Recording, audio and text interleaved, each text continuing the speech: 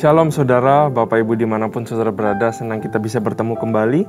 Hari ini kita juga akan belajar firman Tuhan yang luar biasa, satu cerita yang sangat ikonik yang ada di Perjanjian Lama, tepatnya di kitab 1 Samuel pasal yang ke-24 saudara. Nah, tapi sebelum kita jump in ke sana, saya mau ajak kita untuk masuk dalam hadirat Tuhan. Saya mau ajak kita berdoa, saya mau ajak kita menyembah Dia. Katakan yang manis buat Tuhan. Saudara bisa berdoa masing-masing kepada Tuhan. Sapa Tuhan kita, sapa Roh Kudus, sapa Yesus, sapa Bapa kita di surga. Biar ada basi kita bayar.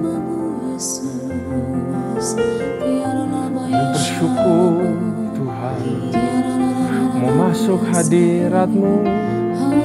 Oh, haleluya, haleluya, ini kami Tuhan. Mataku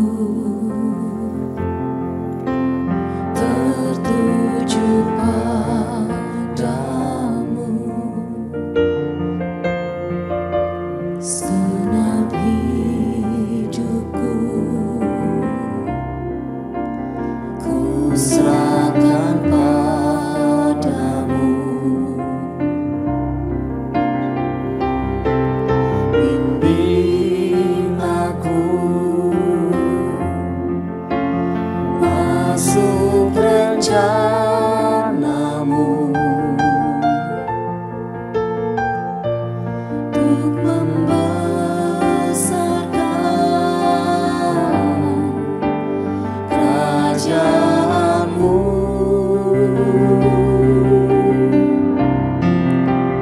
Ku mau mengikuti kehendak-Mu ya Bapa.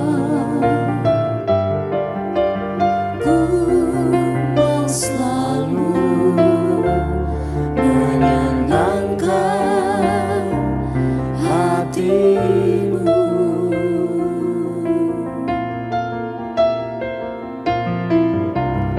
Mataku tertuju padamu,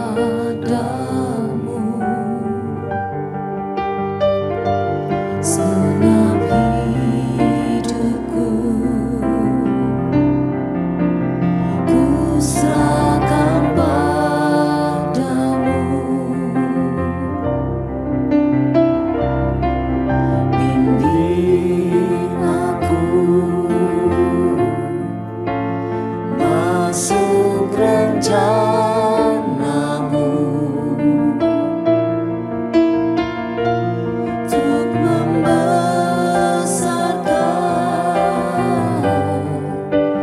kerajaan-Mu.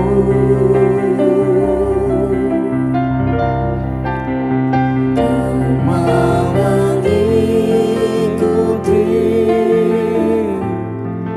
kehendak-Mu ya Bapa. Ku mau selalu menyenangkan hati-Mu. Ku mau mengikuti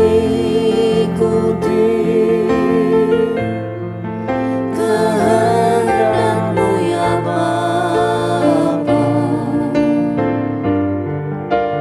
Ku mau selalu menyenangkan hati-Mu. Ku mau mengikuti kehendak-Mu ya Bapa.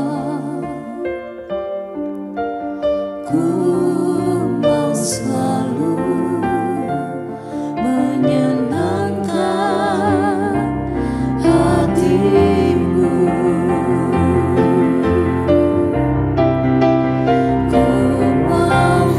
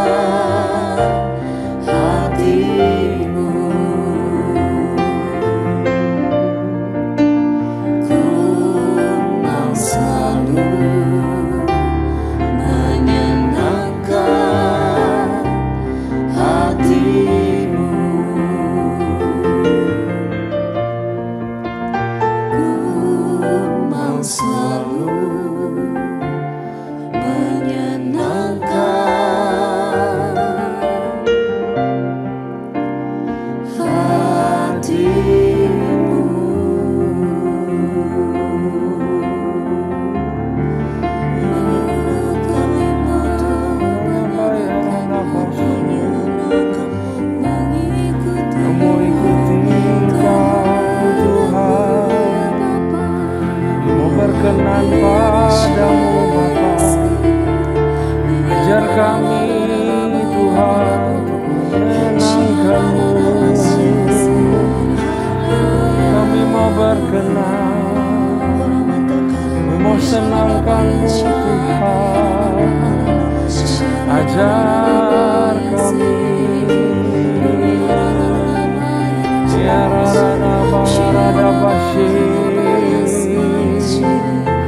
bentuk hati kami Tuhan, bentuk pikiran kami, bentuk hidup kami, untuk memuliakan-Mu Bapa, untuk berkenan kepadamu Tuhan.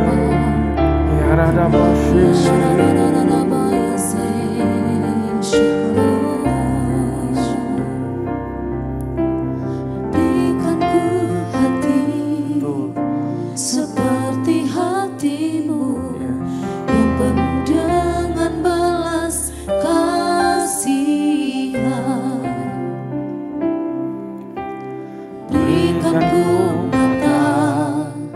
Seperti matamu memandang tuayan di sekelilingku. Berikan ku tanganmu untuk melakukan tugasmu. Berikan ku kakimu melangkah dalam rencanamu. Berikan ku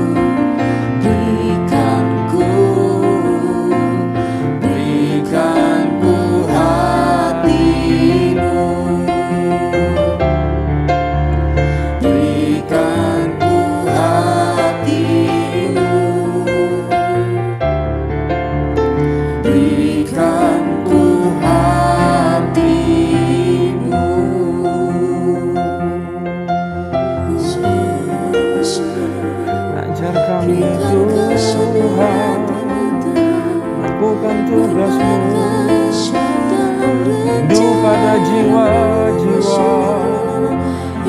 Berikan hatimu Tuhan, berikan kakimu Tuhan, kami terus di dalam rencanamu Bapa.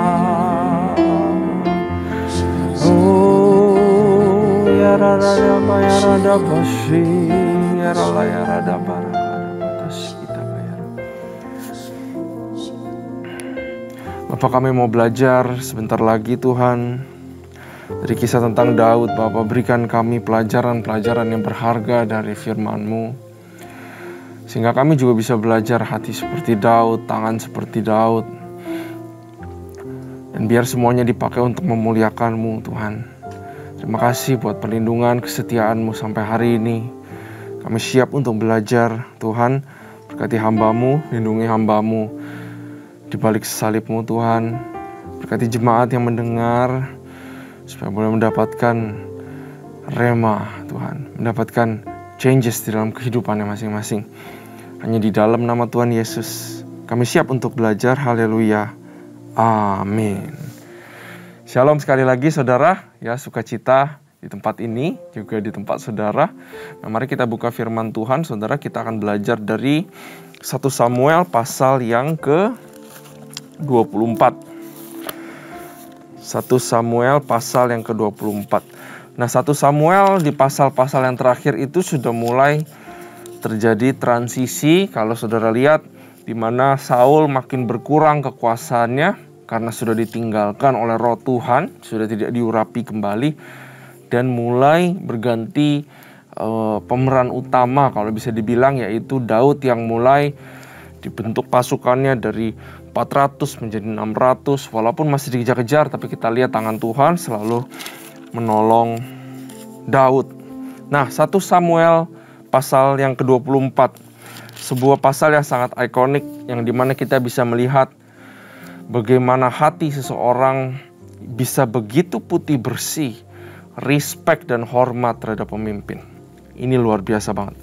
Ayat 24, pasal 24, Daud membiarkan Saul hidup. Ya, Daud pergi dari sana lalu tinggal di kubu-kubu gunung di En-Gedi. Ketika Saul pulang sesudah memburu orang Filistin itu, diberitahukanlah kepada demikian. Ketahuilah, Daud itu ada di padang gurun En-Gedi. Kemudian Saul mengambil 3.000 orang yang terpilih dari seluruh orang Israel, lalu pergi mencari Daud dan orang-orangnya di gunung batu, kambing, hutan. Nah, saudara, ini merupakan cerita di mana, saya berikan konteksnya dulu, bahwa cerita di mana Saul itu for the first time dia terbuka dan vulnerable. Dia bisa diserang dan bisa dihabisi pada saat ini, saudara. Satu-satunya kesempatan Saul nggak dijaga itu ada di pasal ini, ya. Dan kita konteksnya harus mengerti bahwa Daud itu bakal kena temptation di sini. Karena mungkin dia sangat gampang atau sangat legal, atau bisa dibilang darahnya mungkin gampang untuk mendidih. Karena dia punya kesempatan untuk bunuh seseorang yang ngejar hidupnya sepanjang 10 tahun. Dan ini untuk pertama kalinya dia punya kesempatan untuk menjadikan dirinya raja, untuk balas dendam, ya, untuk melepaskan kegeraman hatinya, saudara. Ya, jadi konteksnya seperti itu.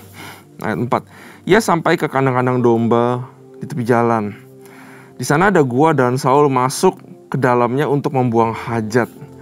Tetapi Daud dan orang-orangnya duduk di bagian belakang gua itu.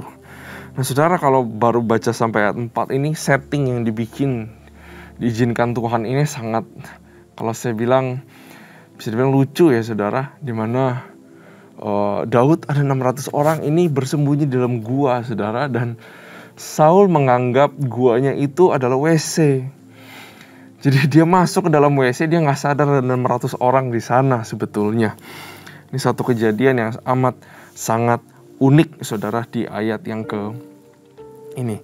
Lalu berkatalah orangnya kepada Daud, telah tiba hari yang dikatakan Tuhan kepadamu. Nah, ini menarik sekali kata orang-orang. Wah, ini dia. timingnya Tuhan. Wah, ini dia. Akhirnya Tuhan bertindak, kata orang-orang. Telah tiba hari yang dikatakan Tuhan kepadamu, sesungguhnya aku menyerahkan musuhmu ke dalam tanganmu. Maka perbuatlah kepadanya apa yang kau pandang baik. Maka Daud bangun, lalu memotong punca jubah Saul dengan diam-diam. Kemudian berdebar-debarlah hati Daud karena ia telah memotong punca Saul. Nah, saudara, hal yang sangat menarik sekali. Orang-orang bilang ini timingnya Tuhan. Dalam seketika 600 orang, ya mungkin gak 600, tapi beberapa diantaranya berubah menjadi nabi dan bilang ini saatnya. Ini dari Tuhan. Ini kepunyaan Tuhan yang terjadi pada saat ini, saudara. Nah, kita tahu bahwa di dalam keadaan sekarang ini, saudara, banyak kadang-kadang kita cocok-cocok logi, betul. Wah, ini tanda dari Tuhan nih. Wah, ini kesempatan dari Tuhan nih. Wah, ini jalanan kebuka nih. Ini pasti dari Tuhan. Belum lagi orang lain yang ngomong. Ya, kalau kita nggak ngomong, kadang-kadang orang lain yang ngomong. Ini tuh udah jelas-jelas jalan dari Tuhan. Ini tuh udah jelas-jelas Tuhan buka jalan. Tapi kita lihat Daud itu nggak percaya, saudara. Daud itu yang memutuskan di dalam hatinya. Kita harus ingat selalu. Orang boleh ngomong apa aja. Bahkan pendeta boleh ngomong apa aja. Sorry to say. Kalau kadang-kadang kita diminta berdoa, kita minta pendeta doain kita, ya. Kadang-kadang dia bilang, Tuhan mau kamu ini, mau kamu itu, mau kamu itu. Bukan tidak percaya, tapi kita harus menguji di dalam hati kita. Kita nggak bisa main sembarang percaya sekarang, saudara. Kita harus mengujinya terlebih dahulu. Kalau bisa kita tanya Tuhan, jangan cocok-cocok logi, karena itu tidak ada dasar yang benar.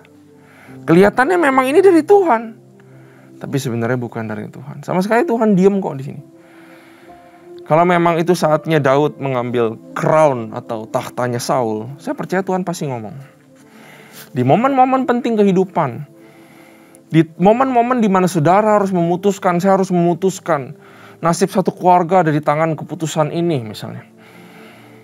Atau nasib perusahaanmu, nasib orang-orang banyak yang stafmu ada di keputusan ini, di mana saudara sebagai pemimpin perusahaan mungkin ya saudara harus mengambil A atau B yang melibatkan nyawa orang banyak. Jangankan nyawa orang banyak, yang melibatkan nyawa saudara sendiri aja. Tuhan pasti ngomong dan Tuhan pasti kasih tahu. Tuhan pasti kasih tanda yang jelas. Jadi jangan kita cepat-cepat mengambil kesimpulan. Ya, kitalah yang harus memutuskan ya bersama dengan Tuhan. Jangan biarkan orang lain punya pendapat memutuskan jalan kehidupan kita. Kita harus ingat itu. Ini pelajarannya sangat penting daripada Daud. Nah, kemudian berdebar-debarlah hati Daud katanya karena ia telah memotong punca Saul. Dia memotong ujung jubah bajunya. Jadi dia mengendap-endap, dia potong ujung jubah bajunya. Berdebar-debar ini sangat menarik sekali. Ya, untuk mengerti berdebar-debar susah kalau pakai bahasa Indonesia. Berdebar-debar kirain takut ketahuan, saudara. Padahal enggak. Bahasa Inggrisnya bilang David hatinya digelisahkan. Troubled heart. Artinya gini, jangankan bunuh, potong jubah bajunya aja. Daud itu hatinya gelisah, gak enak. Kok saya bisa-bisa potong jubahnya Saul ya? Seorang raja, ayah mertua saya. Rasanya dalam hatinya udah ada sedikit gak enak. Untung aja dia gak bunuh. Coba dia bunuh, troubled heart sampai akhir hidupnya. Jadi raja juga gak bener. Yakin. Karena potong jubahnya aja bisa jadi hati gelisah dan hatinya gak enak. Ya, ini menandakan bahwa Daud punya hati yang lembut, a tender heart. Walaupun dia sedang dikejar-kejar, walaupun dia buronan, walaupun mungkin ini saatnya untuk menjadi dendam dan menjadi keras hati, tapi lihat Daud menjaga hatinya dengan baik. Dia punya tender heart. Dia gak benci sama Saul sama sekali, nanti kita lihat. Nah, karena itu saudara, baru sampai ayat yang ke-6 aja. A troubled heart. Apakah kita punya hati yang lemah lembut, saudara? Saat kita melihat kesusahan orang lain, atau saat kita mungkin tidak sengaja berbuat salah kepada orang lain, sekecil apapun itu, apakah hati kita seperti batu dan nggak ngerasa apa-apa? Saat kita mungkin menegur dengan cara yang salah, dengan omongan yang salah, apakah hati kita sekeras batu dan bilang bahwa itu kan untuk kebaikan dia? Dia perlu yang keras. Enggak. Hati yang lembut itu harus tetap kita miliki. Paling justru bahaya adalah kalau kita tidak merasakan apa-apa. Amin, saudara. Mari kita cek hati kita ya. Nah, kita lanjut ayat yang ke-7. Lalu berkatalah ia kepada orang-orangnya, dijauhkan Tuhanlah kiranya daripadaku untuk melakukan hal yang demikian kepada Tuanku, kepada orang yang diurapi Tuhan, yakni menjamah dia, sebab dialah orang yang diurapi Tuhan. Dan Daud mencegah orang-orangnya dengan perkataan itu, ia tidak mengizinkan mereka bangkit menyerang Saul. Di sini kelihatan, saudara, bahwa Daud respect sekali sama Saul. That's why memotong jubahnya Saul itu kegelisahan buat dia. Ada perasaan ini harusnya tidak pantas saya lakukan, saudara. Ya, karena dia masih respect sama Saul. Luar biasa sekali. Gimana caranya orang bisa respect terhadap seseorang yang notabene-nya amburadul udah kehidupannya. Pemimpin lagi, raja lagi, ngejar-ngejar dia lagi. Berapa kali lempar tombak ke Daud? Berapa kali mau bunuh dia? Padahal Daud menangin perang banyak buat Saul, buat bangsa Israel. Tapi kok masih bisa ada respect di dalam kehidupan Daud? Itu yang luar biasa. Zaman now, jangan sampai kita kehilangan respect, saudara. Terutama terhadap orang-orang yang lebih tua. Terutama dengan orang-orang hamba Tuhan, pelayan Tuhan, pengerja, pemimpin-pemimpin kita. Mereka boleh berbuat salah, tapi jangan sampai perbuatan salahnya menghilangkan respect kita kepada mereka. Karena saat respect hilang, hatilah yang menjadi kotor. Ya, kita tidak menghukum dia. Ya, saya udah gak respect lagi sama orang itu. Ya udah, gak usah tatap mata, lewatin aja. Ngapain salaman sama dia? Dia gak rugi, saudara. Ya rugi kita. Hati menjadi kotor. Kita harus ingat itu. Ya. Nah, mari kita lanjut baca sampai habis, saudara. Sementara itu Saul telah bangun meninggalkan gua itu hendak melanjutkan perjalanannya. Ayat 9. Kemudian bangunlah Daud. Ia keluar dari dalam gua itu dan berseru kepada Saul dari belakang. Katanya, "Tuanku raja." Saul menoleh ke belakang, lalu Daud berlutut dengan mukanya ke tanah dan sujud menyembah.